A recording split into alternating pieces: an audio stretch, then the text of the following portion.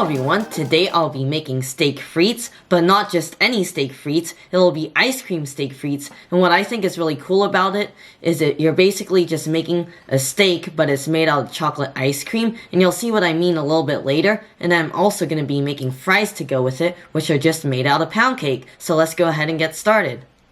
Alright, to start we're going to cut through the carton and into our ice cream, and we're just going to cut a big slice of this off.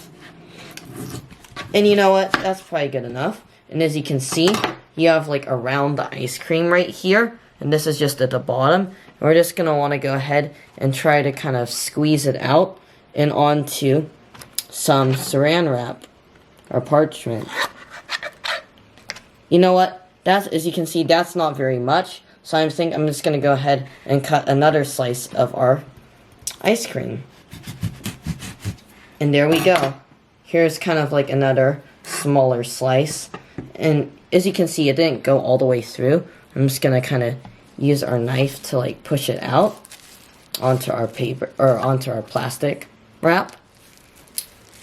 And as you can see, it doesn't even look close to a steak now, but it will in a few more minutes. Let's just go ahead and get all this ice cream out. There we go. And basically what I'm going to want to do is you're going to kind of want to wrap it up.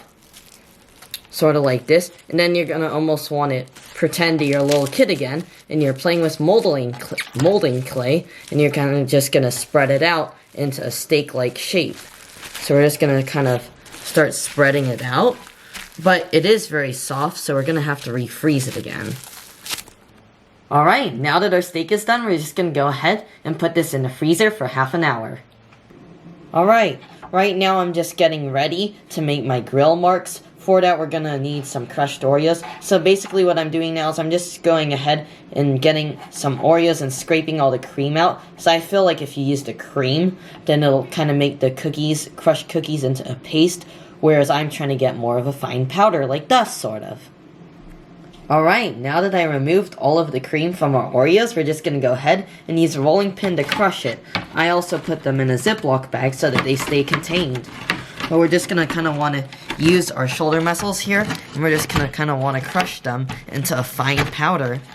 Right now I'm just using the end of this and kind of hitting it, and I'm kind of using it almost as a mortar and pestle to grind it together, because I want a really fine powder so that it looks like burnt marks, or grill marks, or whatever you want to call it. Alright, it's time to make the fries, so we're just going to be using a pre-made pound cake, and we're going to start by just peeling away this top layer of brown part. As you can see, the browned cake is very flaky, and you can just use your fingers. Make sure they're very clean. You can just kind of flake it off because it's very loose, as you can see. And then we're going to use a knife to trim the sides away. You know what, actually, I'm going to use like the knife to kind of help us out here. I don't want to waste a lot of the cake. And we're just going to kind of trim it off. It's very flaky and all. But, as you can see, the sides of the cake are still kind of brown. So I'm just going to carefully cut away the thinnest slice of brownness on the side. And then we're just going to use this, which is a vegetable cutter. This is just used for making like French fries, I guess. And you're just going to go ahead and kind of make slices down. And then as you can see, it kind of gets crinkly like that. So very cool.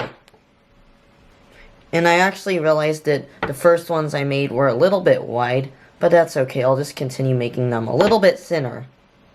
Alright, so the next step of our fry, we're just going to kind of want to put it in on the side, and we're just going to cut it 3 more times, and then as you can see, this does look like almost like a frozen fry. It hasn't been cooked yet.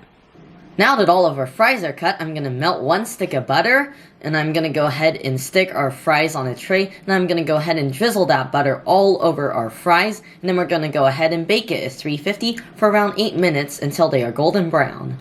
Alright, we have our warm stick now. I just put this in warm water. It's a metal skewer. We're just going to make our famous steak cross-hatching now. So we're just going to go like this. We're going to just kind of make it at a diagonal angle or so.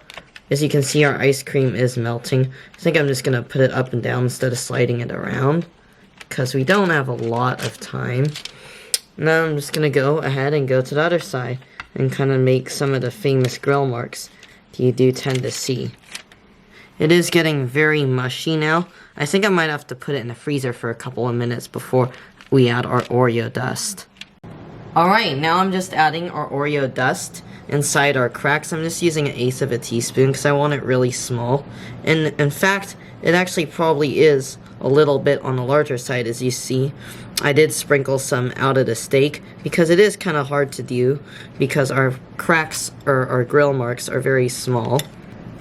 And there we go. It doesn't look perfect, but that is sort of like a steak idea.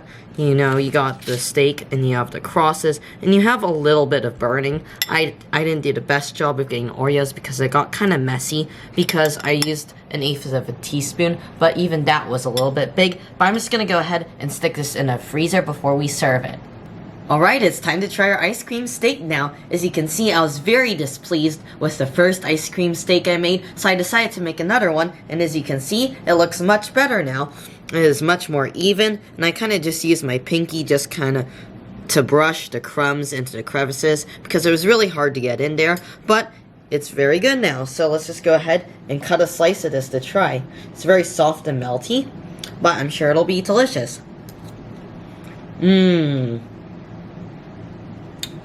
It's nice and cold and refreshing, and you have little crunches from little bits of Oreo. It's not too overwhelming, and I think it's very delicious.